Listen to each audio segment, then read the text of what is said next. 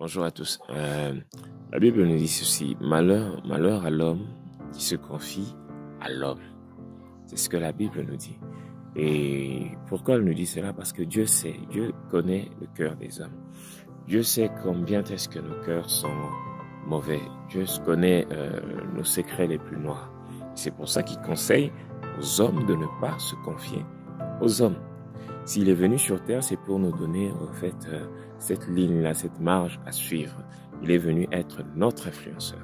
Cette vidéo, c'est un peu pour parler sur le scandale qu'il y a sur les réseaux sociaux en ce moment. Ces influenceuses qui se rendent à Dubaï, en Arabie Saoudite, pour en échange de sexe, en échange de leur corps, vendre leur corps, en échange d'argent.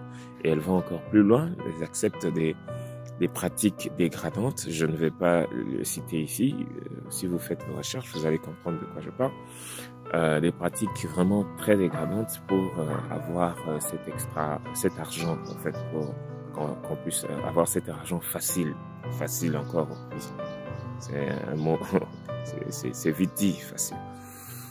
Et donc, ces personnes vont accepter de coucher avec même des animaux et beaucoup d'autres choses pour pouvoir avoir cet argent. Cet argent, elles n'en ont pas besoin. Cet argent, elles en ont envie.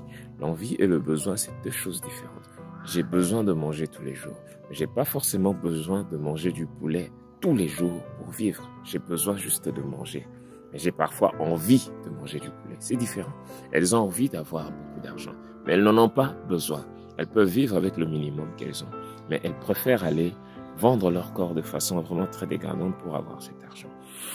La Bible nous dit une chose très importante. Elle nous dit que l'amour de l'argent est la racine de tous les maux. Elle ne dit pas que l'argent est la racine de tous les maux. La Bible dit que l'amour de l'argent est la racine de tous les maux. Et c'est cet amour de l'argent qui pousse ces personnes à aller accepter toutes ces choses, accepter au fait d'être salies, accepter d'être traitées de la sorte.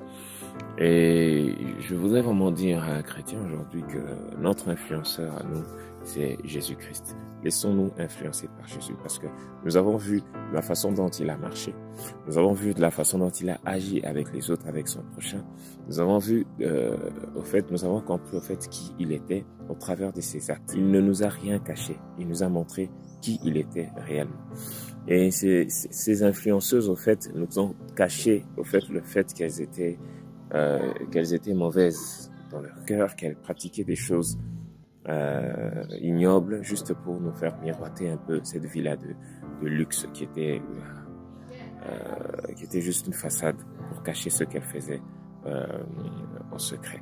Donc, soyons influencés par la parole de Dieu, soyons influencés par Jésus-Christ, par sa façon d'agir envers les autres, et nous ne serons pas déçus, nous, en tant que chrétiens. Arrêtons de suivre, arrêtons de nous faire conseiller par des gens qui ne méritent pas, au fait, notre attention, qui ne méritent pas, au fait, que nous puissions passer notre temps à chercher à être comme eux.